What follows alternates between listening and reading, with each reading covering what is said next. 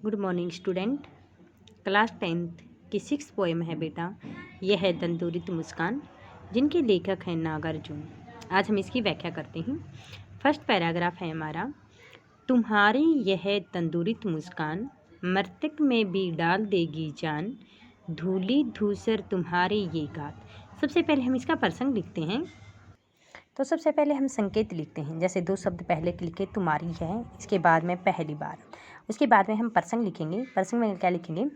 प्रस्तुत पंक्तियाँ हमारी हिंदी की पाठ्य पुस्तक स्टेज भाग 2 में संकलित यह तंदुरित मुस्कान नामक कविता से ली गई हैं।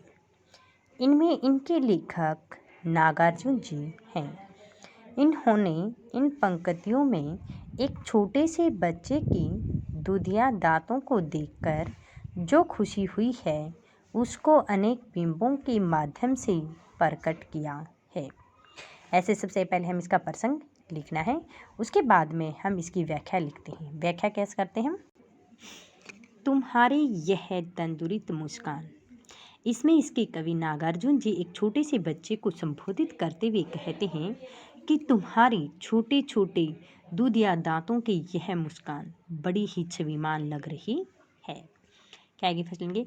तुम्हारे छोटे छोटे दांतों के दूधिया दांतों की यह मुस्कान बड़ी ही छविमान लग रही है, मृतक में भी डाल देगी जान।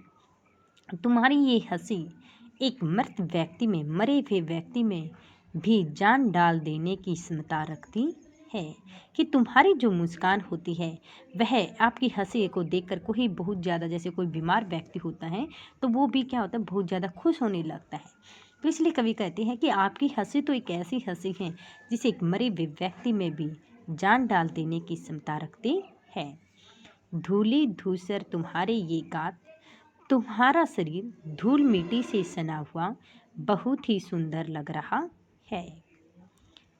छोड़कर तालाब मेरी झोपड़ी में खिल रहे जलजात, मैं जिस प्रकार से ऐसा प्रतीत हो रहा है कि धूली धूसर तुम्हारे ये गात, धूली धूसर यानी कि धूल मिट्टी से, गात शरीर, धूल मिट्टी से सना हुआ तुम्हारा यह शरीर भी बहुत ही सुंदर लग रहा है। छोड़कर तालाब मेरी झोपड़ी में खिल रहे जलजात, जलजात होता है कमल,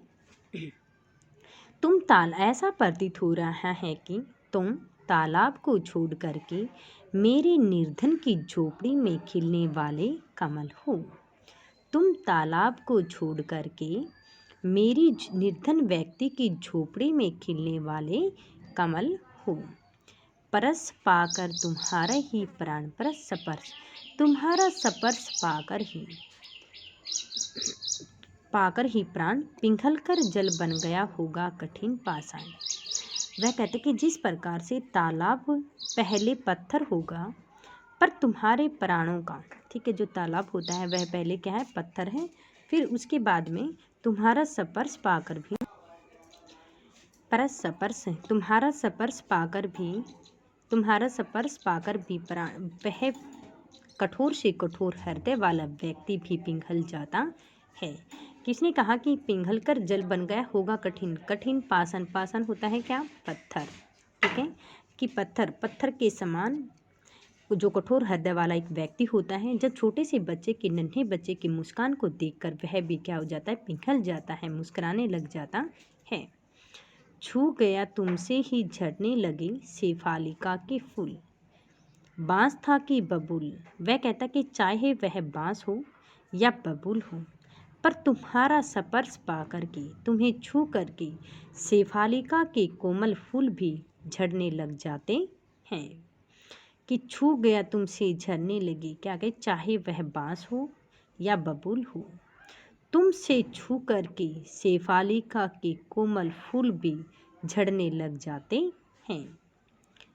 तुम मुझे पाए नहीं पहचान, कि फिर कवि नागार्जुन जी उस छोटे से बच्चे को क्या कहता है, कोई बात नहीं, तुम मुझे अभी तक पहचान नहीं पाए हो, देखते ही रहोगे अनिमेष, अनिमेष होते हैं बिना पलकों को झपकाए हुए, तुम अपनी पलकों को बिना झपकाए भी अपनी टकाटक आंखों से या लगातार आंखों से बार बार मुझे देख रहे हो। थक गए हो, आंख लो मैं फिर। तुम बार बार बिना पलकों को झपकाए बार बार मेरी तरफ देख रहे हो, तो इसलिए तुम थक गई होगी, इसलिए मैं अपनी आंखों को ही फेर लेता हूँ। क्या हुआ यदि हो सके ने क्या हुआ यदि हो सके परिचित ने पहली बार।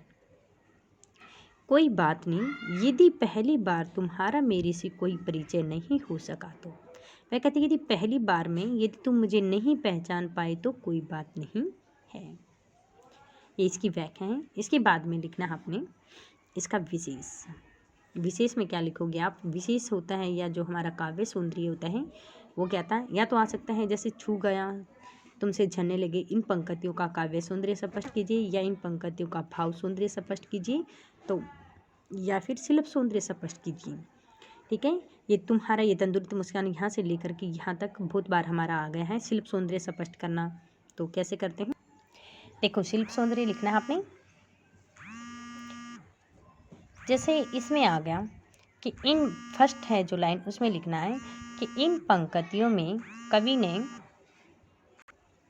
शिल्प सौंदर्य आता है, तो आपने लिखना है कि इन पंक्तियों में इसके कवि नागार्जुन जी ने एक छोटी सी नन्हे बच्चे की मुस्कान का सहज चित्रण किया है। सेकंड, तत्सम तद्भव शब्दों का प्रयोग हुआ है। थर्ड, तुकांत छंद है, प्रसाद और गुण है, वात्सल्य रस है, अनुप्रास अतिशयोक्ति आदि अलंकारों का प्रयोग किया गया है। चाक्षुक बिंब का प्रयोग है, खड़ी बोली है, अभिधात्मक शैली है, मुहावरे व लोकोक्तियों का प्रयोग भी हुआ है। यदि आता हमारा काव्य सौंदर्य या हमारा भाव सौंदर्य। भाव सौंदर्य में तो हमने व्याख्या करनी है। काव्य सौंदर्य विशेष के अंदर हमारे ये 9 पॉइंट होते हैं। शिल्प जो सौंदर्य आते हैं, शिल्प सौंदर्य के अंदर हमारे 5-6 पॉइंट होते हैं। फर्स्ट लिख दिया आपने ये वाला, फिर तत्सम तद्भव शब्द है, अनुप्रास है, प्रसाद गुण है, तुकांत है, ये ठीक है 5% ही आप लिख सकते हो, पॉइंट लिखने होते हैं इसमें। हमारा 2 या 3 नंबर का ये हमारा काव्य सौंदर्य, भाव सौंदर्य और शिल्प सौंदर्य आते हैं। अब देखो अगर इसी पैराग्राफ में से हमारे क्वेश्चन आते हैं। फर्स्ट क्वेश्चन बता दिया है, इसमें भावार्थ स्पष्ट कीजिए। ठीक है, एक छोटे से नन्हे बच्चे की मुस्कान के बारे में बताया गया है, वो है। सेकंड है जैसे तंदुरुस्त मुस्कान किसकी थी, छोटे छोटे नन्हे नन्हे दांतों की मुस्कान किसकी बताई गई थी, एक छोटे से नन्हे बच्चे की बताई गई है।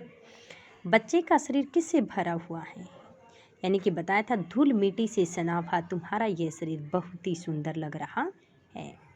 सेकंड जैसे कवि की झोपड़ी में बच्चा किस रूप में है, किस रूप में था, कवि की झोपड़ी में एक नन्हा सा बच्चा एक कोमल कमल के समान जो फूल होता है उसके रूप में बताया गया। उसने बताया था कि एक निर्धन व्यक्ति तालाब को छोड़ करके एक निर्धन व्यक्ति की झोपड़ी में आप खेल रहे हो।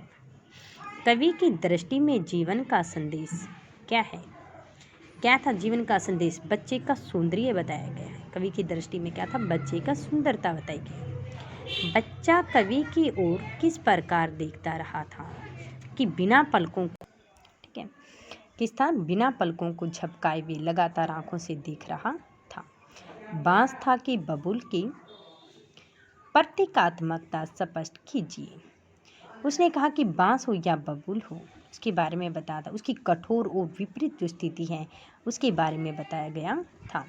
कवि को कौन नहीं पहचान पाया है, यानी कि नागार्जुन को कौन नहीं पहचान पाया, एक छोटा सा नन्हा जो बच्चा था वह नहीं पहचान पा रहा कि ये कौन है। ठीक है, अगले हैं जैसे हमारे प्रश्न, कवि ने किन के दांतों की सराहना की और उसे भोला भाला माना है। एक छोटे से नन्हा जो बच्चा है उसकी बार बार सराहना कर रहा है। एक छोटे से बच्चे की दुधिया दांतों को देखकर मर्द व्यक्ति भी जान डाल देने की क्षमता रखती है, यानी कि वो भी बहुत ज़्यादा क्या हो जाता है, खुश हो जाता है। किस बोली का प्रयोग किया गया था, इसमें बताया था खड़ी बोली है। किस प्रकार के शब्दों का समन्वित प्रयोग हुआ है, यानी कि तत्सम तद्भव शब्दों का प्रयोग किया गया है।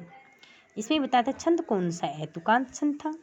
किस शैली की नाटकीयता उत्पन्न की गई है, इसमें प्रश्न शैली, यानी कि बार बार प्रश्न किए जा रहे हैं। इसमें कौन सा काव्य गुण है, इसमें प्रसाद काव्य गुण है। रस इसमें कौन सा बताया गया था, वात्सल्य रस है। किस शब्द शक्ति के प्रयोग से कथन को सरलता सरसता प्राप्त हुई है, अभिधात्मकता। जलजात शब्द की विशेषता क्या है? जलजात क्या बताया गया था? एक कोमल कमल का पत्ता के बारे में बताया गया था। दो तत्सम शब्द या तद्भव शब्द भी बता। तत्सम हमारे जैसे मृतिक हैं, जलजात हैं। तद्भव कौन से हैं? परश है और फूल है। तुरित मुस्कान में कौन सा बिंब है? कौन सा बिंब बताया गया था? इसमें चाक्षुष बिंब बताया गया है। ठीक है। अवतरण में अलंकार बताए गए थे। में अतिशयोक्ति है, उत्प्रेक्षा है, अनुप्रास आदि अलंकारों का इसमें प्रयोग भी किया गया है। तो ये हमारे फर्स्ट जो क्वेश्चन आंसर था उसकी व्याख्या और उसके क्वेश्चन आंसर हैं। अब इसी में से जैसे हमारे क्वेश्चन आंसर बन गए, फर्स्ट क्वेश्चन बन गया हमारा कि तंदुरित मुस्कान के चमत्कार को स्पष्ट कीजिए। कि बच्चे की तंदुरित मुस्कान का कवि के मन पर बहुत गहरा प्रभाव पड़ा है। वह उसकी सुंदर और मोहक परछाई मनोहारी मुस्कान की प्रसन्नता से भर उठा है। उसे ऐसा लगा है कि धूली धूसर चेहरा किसी तालाब में एक कोमल फूल के समान है जो उसकी झोपड़ी में आकर के खिल गया है। और वह क्या करता है? कभी उसे टकाटक आंखों से देखता ही रह गया, यानी कि बिना पलकों को झपकाए हुए लगातार वह उसे अपनी आंखों से देख रहा है। इसके बाद में इसका हमारा ये बनता है कि कवि ने बच्चे की मुस्कान के सौंदर्य को किन किन बिंबों के माध्यम से व्यक्त किया है? कवि ने बच्चे की मुस्कान से चाक्षुष और मानस की सुंदर सृष्टि की है। छोटे छोटे शब्दों का प्रयोग किया गया है। उनका जो शरीर है मृतक व्यक्ति यानी कि मरे हुए व्यक्ति के शरीर में जान डाल देने की क्षमता भी रखती है। धूल मिट्टी से सना हुआ उनका शरीर भी बहुत ही सुंदर लग रहा है।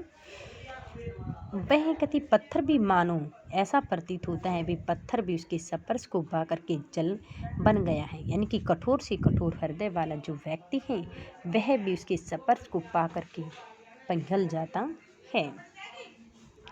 वह चाहे कितना भी कठोर क्यों न रहा हो, बांस हो या बबूल हो, वह कहते उसका जो रूप है क्यों नहीं उस पर उसे देखकर तो उसे छू करके तो शेफालिका के जो कोमल फूल होते हैं वो भी झड़ने लग जाते हैं। अगला जैसे भाव सुंदर सपट, इसमें लाइन आगे छोड़कर तालाब मेरी झोपड़ी में खिल रहे जलजात का भाव स्पष्ट कीजिए। कवि को ऐसा लगा कि उस छोटे बच्चे की अपार सुंदरता ईश्वरीय वरदान के समान मानी जाती है कि वह धूल मिट्टी से अंग प्रत्यंग हो रहा है। ऐसा प्रतीत हो रहा है कि तालाब में खिले कमल के समान मोहक और है कि एक निर्धन व तालाब को छोड़कर एक निर्धन व्यक्ति की झोपड़ी में खिलने वाला यह एक कमल है। किसको बोल रहा है कमल? वह छोटे से नन्हे बच्चे को बोल रहा है। छू गया तुम से कि झड़ने लगे शेफालिका के फूल बांस सा की बबूल। इसमें कवि क्या कहते हैं? छोटे से नन्हे से बच्चे की तंदुरुस्त मुस्कान के मनोहर दृश्य का वर्णन किया है कि चाहे वह कितना भी कठोर क्यों न रहा हो, लेकिन उस छोटे से बच्चे को खुश देख करके वह बहुत ही खुश हो जाता है, प्रसन्न हो जाता है।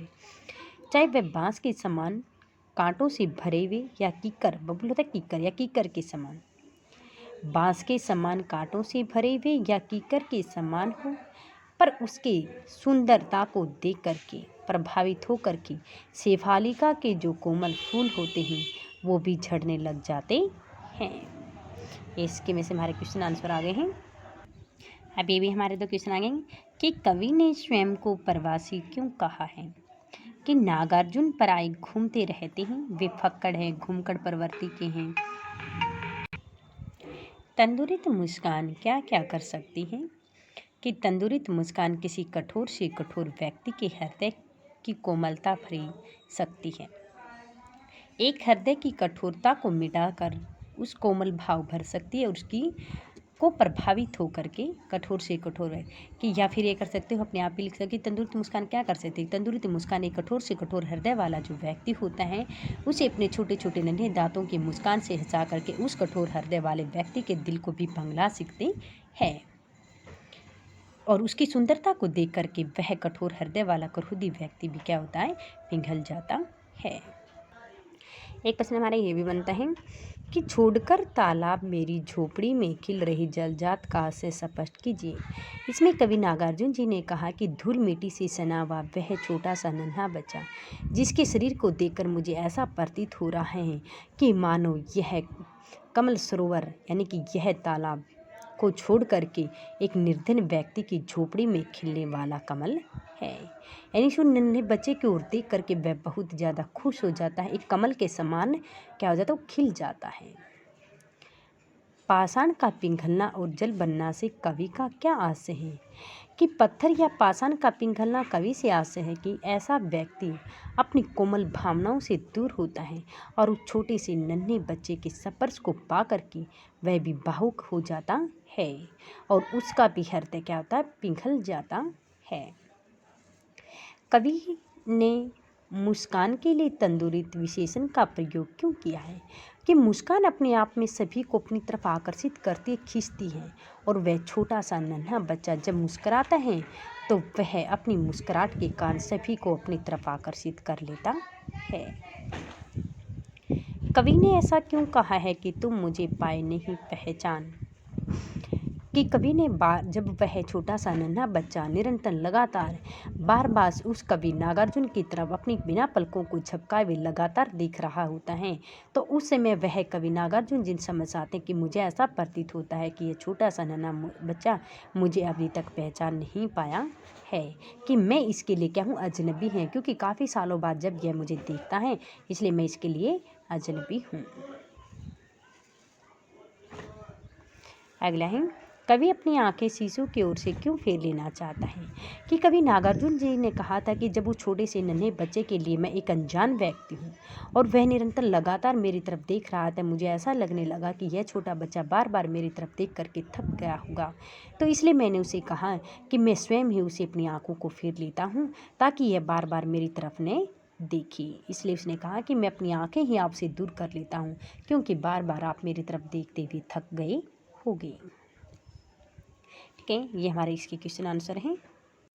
ठीक है, हमारी सूक्ष्म व्याख्या के साथ साथ व्याख्याओं के प्रश्न, अभ्यास और क्वेश्चन आंसर के और उनके साथ साथ में हमारे ये मुहावरे भी हमें याद होने चाहिए। ठीक है, इधर उधर की हाँकना यानी कि बैठ के गप्पे मारना, यहाँ से लेकर के हम खाला जी का घर यहाँ तक हमारे मुहावरे ये याद होने चाहिए।